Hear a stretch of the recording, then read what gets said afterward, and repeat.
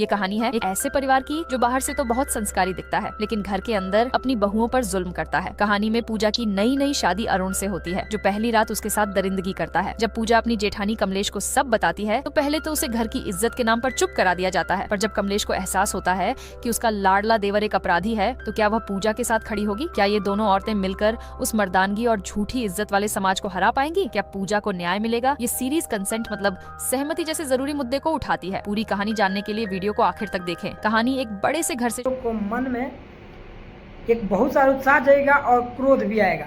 आइए हम आप लोगों को एक एक करके क्योंकि एक पॉइंट में ख़त्म नहीं, इसके लिए आपको 10 पॉइंट जरूर सुनना होगा, तो आप लोग पूरे वीडियो को आता जरूर सुनिएगा। देखिए, ये कहानी आज के युग में चल रहे ज़माने में और दो मन की मिलन के लिए बताया गया है। किस तरीके से आजकल एक बड़े बड़े घरों में, बाहर क्या बड़े तो बहुत बड़ी इमारतें दिखती है, लेकिन घर के अंदर जब आप देखिएगा तो सिर्फ और सिर्फ हैवानियत भरा रहता है। और यही सारे चीज़ों आज हमारे आंख पे पर्दा हटाने के लिए ये किया गया है कि हाँ आज के युग में क्या है। देखिए, एक पूजा नाम की लड़की रहती है जिसकी शादी होता है और उसके पहले ही दिन, सुहाग रात के दिन, उसके साथ काफ़ी ज़्यादा दरिंदगी की हद पार कर दिया जाता है। जिस तरीके से लड़की की नामन होते हुए भी लड़के ने पूरे दरिंदगी पार करते हुए उस लड़की के साथ में ज़बरदस्ती काफ़ी ज़्यादा हैवानियत करता है और किस तरह से सताया जाता है। जबकि ये माना जाता है कि शादी हो या कोई भी हो, दोनों की मिलन ज़रूरत है, दोनों के मन से कुछ संबंध बनाना चाहिए।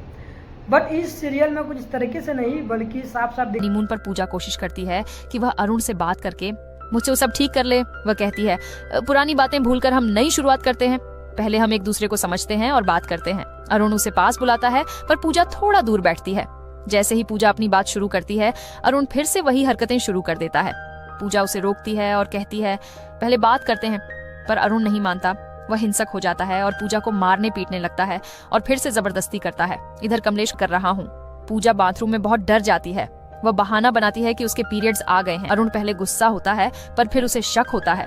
वह कहता है, दरवाजा खोलो और मुझे सबूत दिखाओ। पूजा बुरी तरह घबरा जाती है और उसे समझ नहीं आता कि क्या करे। तभी उसकी नजर बाथरूम में रखे एक ब्लेड पर पड़ती है। वह अपनी जान बचाने के लिए अपने प्राइवेट पार्ट पर खुद ही कट लगा लेती है, ताकि खून देखकर अरुण को यकीन हो जाए और वह उसे छोड़ दे। अगले सीन में दिखाया जाता है कि वे हनीमून से वापस आ चुके हैं, लेकिन पूजा की हालत खराब होने की वजह से उसे हॉस्पिटल में भर्ती किया गया है।